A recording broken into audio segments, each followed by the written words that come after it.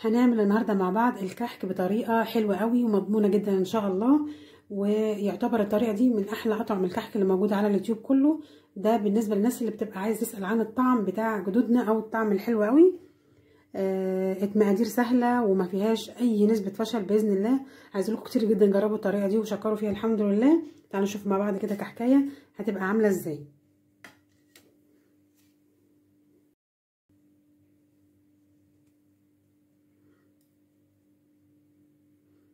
اظن شكلها بيتكلم عن نفسه. حاولت اقرب لكم الصوره عشان تبقى واضحه. من جوه السوا بتاعها واخد كله زي بعضه، من فوق زي تحت. الحشوه في منتهى الجمال للناس اللي بتفشل معاها العجميه. ده ملبن يعني معمول بطريقه بسيطه جدا جدا وبتركايه. وهنشوف مع بعض تركايه في الفيديو هتحول الكحك بتاعك حتى لو معمول بسمنه نباتي ايا كان نوعها. هنعمل تركايه واحده هتحول الكحك كله كانه معمول بسمنه بلدي. وبرده الخطوه دي او التركايه دي عملتها قبل كده معاكم في اكتر من سنه والحمد لله لقيت اعجاب كل اللي جربها. يلا ندخل الفيديو ونقول بسم الله ونصلي على رسول الله عليه افضل الصلاه والسلام. بس ما تفكريش تجري الفيديو عشان في حاجات انا احيانا بنساها وبكتبها في فوق الوصفه. اتمنى لكم ان شاء الله مشاهده ممتعه. نقول بسم الله بقى ونشوف مقادير الكحك بتاعتنا. هنا معايا كيلو من الدقيق وعامل معايا 7 مجات من المج اللي موجود في كل بيت اللي هو بنشرب فيه شاي ده. تمام. مهم قوي يكون دقيق، يا اما دقيق كحك وبسكوت وتكوني ضامنه المكان اللي انت شاريه منه، يا اما دقيق اللي هو جميع الاغراض. تمام كده. وهنا معايا معلقتين كبار من السمسم، وهنا برضو معايا نص معلقه من البيكنج باودر ورشه بسيطه جدا من الملح. هنحطهم هنا وهنقلب الكلام ده كده مع بعض. طبعا المكونات التانية هنقولها كده مع بعضينا واحده واحده، بس نقلب الكلام ده. هنا بقى بعد ما قلبت المكونات دي مع بعض كده هبتدي اضيف السمسم في النص كده. السمسم ده انا كنت جايباه ني واديته تحميصه خفيفه كده. والسمنه انا حطاها على النار. مقدار السمنه هقول لك بالكوبايه وهقوله لك بالجرام. تمام. ادي كده السمنه معايا انا حطيتها على النار تسخن، وبالجرام عامله 550 جرام من السمنه. انواع السمنه كتيره جدا، افضلهم طبعا السمنه البلدي. في انواع سمنه نباتي كتير قوي حلوه برضو. ممكن تعملي بلدي على خليط، يعني بلدي على نباتي زي ما انت عايزه حسب ظروفك. تمام. وهنشوفها برضو مع بعض بالكوبايه هتطلع قد ايه. بسم الله كده. ادي واحده نحطها بالراحه كده. ادي 2.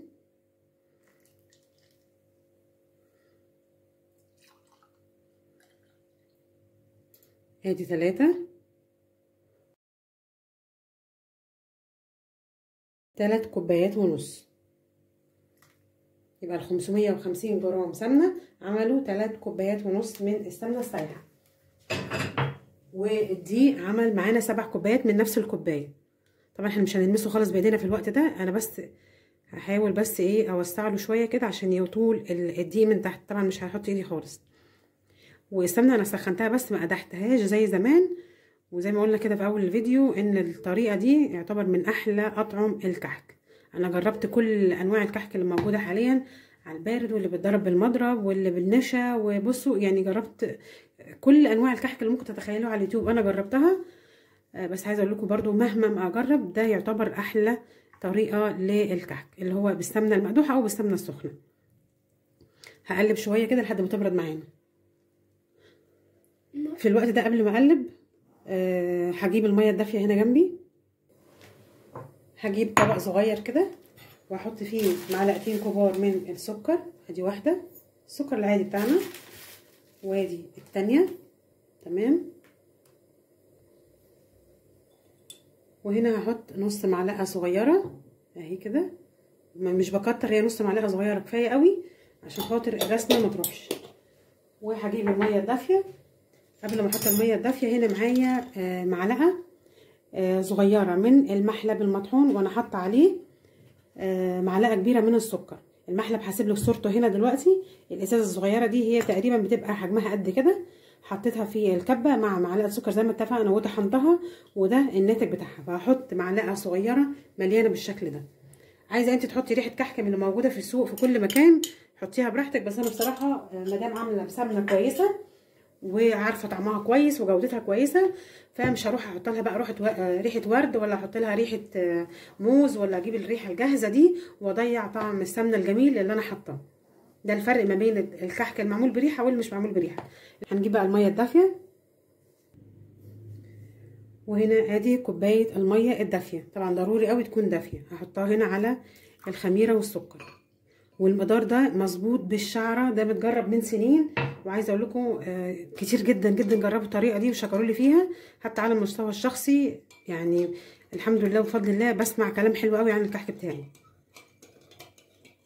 هقلبها كده مع السكر مع الخميره مع الميه، وهغطيها جنبي لحد ما بس الكحك اهي تتغطى كده، وهحطها جنبي ونشوفوا بقى الكحك كده. لسه شويه نديله بس تقليبه ويبرد ونرجع نبسه مع بعض. وبكده خلاص اتاكدت ان هو الحراره بتاعته بقت مناسبه وممكن ابسه بايديا.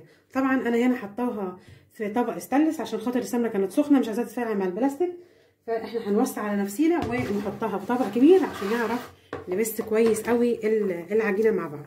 هنزل كل الخليط ده هنا كده وهنشوفه مع بعض. انا مش هتكلم وقت البس وهوريكم بيتبس ازاي. تعالوا بقى نشوف البس مع بعض كده اهي. بجيب الخليط وبفضل اعمل كده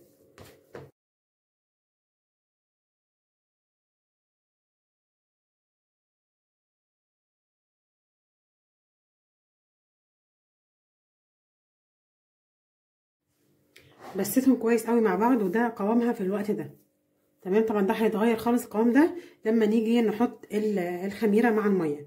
بصوا اهي فضلت اعمل فيها كده كتير جدا تمام. في الوقت ده هحط خليط الخميره بسم الله، وهبتدي الم بس. يعني ايه الم بس؟ يعني اعمل كده، مش عايزه اعجن خالص. اول ما بتحطي السوائل في الكحك ما بتعجنيش، انت بس بتدخلي الميه في العجينه بس كده.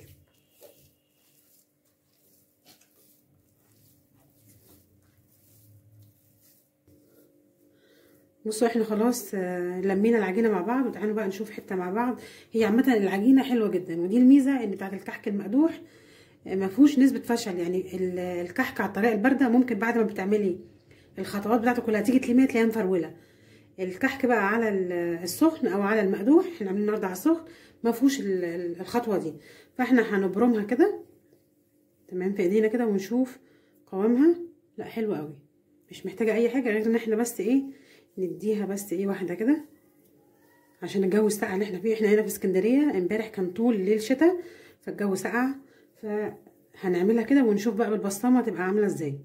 ادي كده البسطامه اهي كده، وادي البسطامه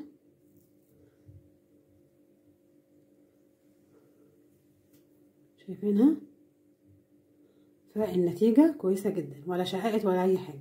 تعالوا بقى نشوف الحشوه مع بعض هتبقى عباره عن ايه. انا عامله فيديو هحطه لك على بالجنب كده من فوق الشمال. ده الملبن وده العجوه. عملت ايه؟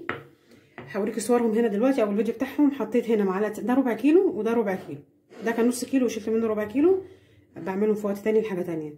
ده هنا حطيت معلقه سمنه بلدي وهنا معلقه سمنه بلدي. حتى لو عامله الكحك بتاعك بسمنه نباتي وحطيتي هنا سمنه بلدي وهنا سمنه بلدي معلقه ومعلقه، اللي هيجي ياكل الكحكايه هيحس ان هي معموله بسمنه بلدي. ليه؟ لان الحشو نفسه القلب بتاعها متطعم بسمنه بلدي، ودي تركه خلي بالك مهمه قوي قوي قوي. لو عايزه تحطي على العجوه ممكن تعجني معاها سمسم او اي حاجه تانية انت بتحبيها، بس انا بصراحه بحب العجوه لوحدها. وهنا الملبن هنعجنه بعد ما عجناه هنحط معاه حته صغيره من عين الجمل. تعالوا نشوفها كده مع بعض. هناخده حته كده من العجينه كده بالشكل ده اهي تمام اهي. هنعمل لها بس الحركه دي عشان الجو الساقع، لكن الجو لو عندك حر خلاص. وبفتحها كده اوسع وباخد حته ملبن وهرسها كده هرسه بسيطه، وحته عين جمل بالشكل ده. طبعا انت اللي عايزه تكتري بقى تجيبي بقى باكتر من كده بقى اقل من كده، مش عايزه تجيبي عين جمل خالص براحتك. وهلفها بالشكل ده اهو. وهجيب الصاج جنبي هنا، ادي كده الصاج،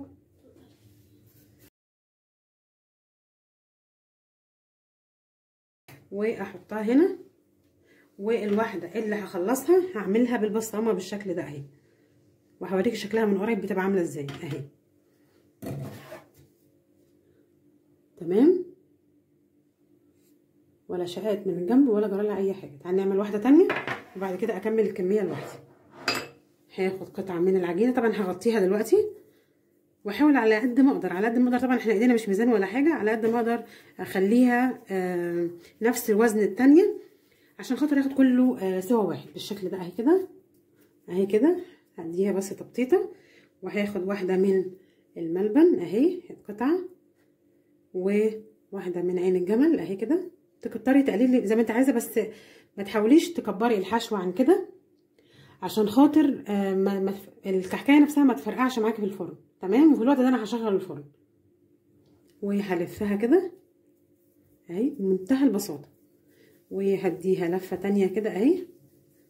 انا مرضتش امنتج الفيديو ده بصوت عشان تبقي معايا خطوه بخطوه، لان الحاجه دي بتتعمل كل سنه. في هنا حاجه كمان، في ناس بتحب الكحكايه مبقلله كده، تمام براحتك خالص، بس انا بصراحه بحبها مفروده شويه. فبعد ما هحطها في الصاج انت ممكن تديها وحاجه بسيطه كده. بصي عشان اشرح لك برده، انت ممكن بنفس الطريقه كده وتروحي عامله بصمه خفيفه قوي كده فيها. لا انا مش بحبها كده بصراحه، بحب البصمه تبقى باينه فيها، بس هبرمها برمه كمان عشان ايه تبقى البصمه كويسه كده اهي. واعملها بالبسطامه وهضغط عليها سنه لتحت بالشكل ده اهو، شايفينها اهي. خدتوا بالكم بقى كده اهي. هخلص الكميه دي ونرجع مع بعض. وكمان ما تنسيش تشغلي الفرن في المرحله دي عشان الصاج اللي هيخلص هدخله الفرن. ادي كده اول صاج خلص. الصاج اللي هيخلص زي ما اتفقنا هحطه في الفرن، وهقول لكم درجه حراره كام. وبكده طلعت الكحك من الفرن، حطيته في نص الفرن درجه حراره 170 لحد ما خد معايا اللون ده كده من تحت. ولو كان لسه ما خدش اللون ده من فوق ممكن تشغلي له الشوايه دقيقتين ولا حاجه، بس ما تتحركيش من جنبه عشان ما ياخدش لون اغمق من كده. دي واحده فتحتها معاكم في اول الفيديو اهي، هحاول اقربها لك اهي. وهنفتح مع بعض برده واحده كمان دلوقتي، ولتكن مثلا دي كده. نقول بسم الله. بصوا الكحكه مش مستحمله من كتر ما هي دايبه، وده كده الملبن بتاعنا دايب دوب مع الحشوه الخطيره. وهقرب لكم برضو اللقطه دي كده اهي، اظن كده واضحه. لو حبيتي تعملي الكحكايه اضخم من كده، طبعا زي ما قلنا في الفيديو سهله جدا ان انت تخنيها بالطريقه اللي انا قلتها في اول الفيديو. يا رب الفيديو يكون عجبكم. لو عندك اي سؤال اكتبوا لي تحت في التعليقات، ولو عجبك الفيديو ما تنسيش تعملوا لايك. استنوني ان شاء الله، هنعمل مع بعض بسكوت العيد والبيتي فور وبقيه الوصفات ان شاء الله. اشوفكم في فيديو جديد. استودعكم الله، والسلام عليكم ورحمه الله وبركاته.